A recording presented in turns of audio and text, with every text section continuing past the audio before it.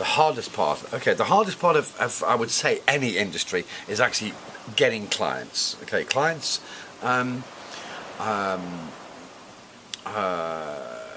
definitely the hardest thing to do is find clients. And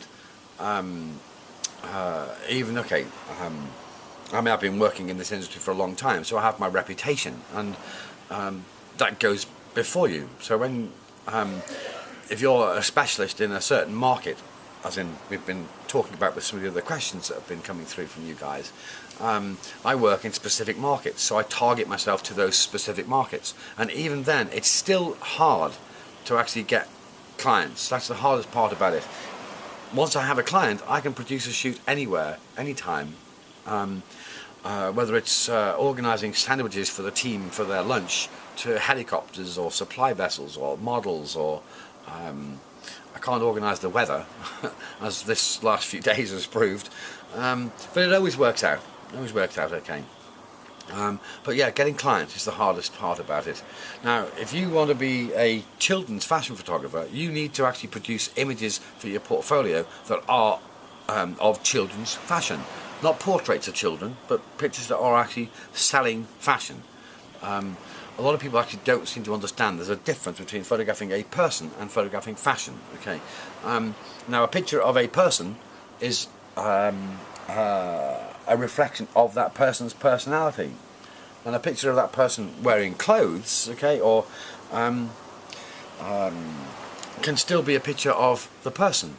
So you have to draw away the attention, to some respects, to the actual personality of the person. Okay, or you make use of the personality of the person to draw the attention to the fashion.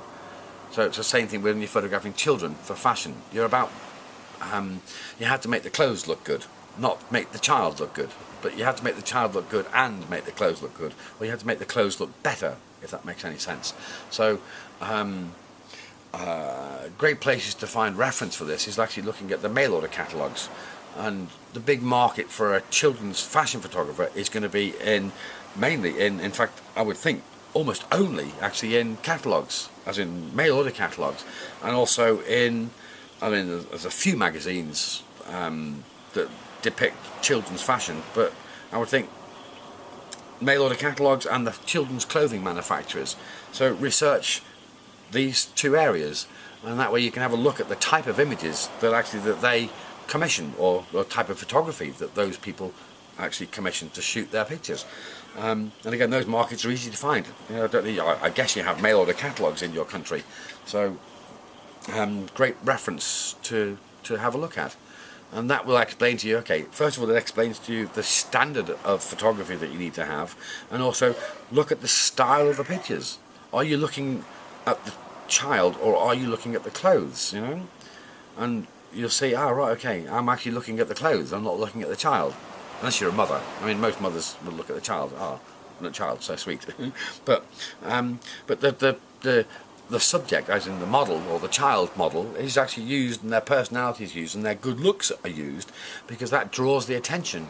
So you build up an image, or you build up an idealism, you know, and you identify with the idealism of that child. Same thing with high fashion, for instance. High fashion, they put beautiful clothes on beautiful models for us to aspire to. And we'll photograph fashion on children, on beautiful children. So it draws the attention of the viewer, or the potential buyer of the clothes. So, but there's a line. It's the same thing with shooting adult fashion. You have to be able to make a picture that is actually more about the clothes and not necessarily about the model. But the model is a big part of it. But you're drawing away from the personality of the person and creating the romance, or creating the sort of story, or the idealism, or the lifestyle, and using the model as like an actor in a movie to give you the story, or to help tell the story about the fashion. And oh, hello lizard. You know, a lizard now. Hello little lizard, little gecko. This is a question I actually get asked quite a lot, actually, is this division. As in, or I get asked the question about the division between a picture of a person and a fashion picture. And sometimes it's very hard to actually explain where the line is, because the line can be very close, you know. But you as a photographer have to put emphasis on making the clothes look good and making the model look good. But a lot of people actually go, well, they've tried to make the person look good and don't think about the clothes, and that's a big mistake. And the portrait photographer is actually working on the personality of the person coming through, but the fashion photographer works on making the clothes look good and the personality of the subject fitting in with the story, or fitting in with the philosophy, or fitting in with the lifestyle that people can identify with, or people want to identify with for fashion. So, good question actually, very good question. I hope it answers it for you. Thank you. More than welcome.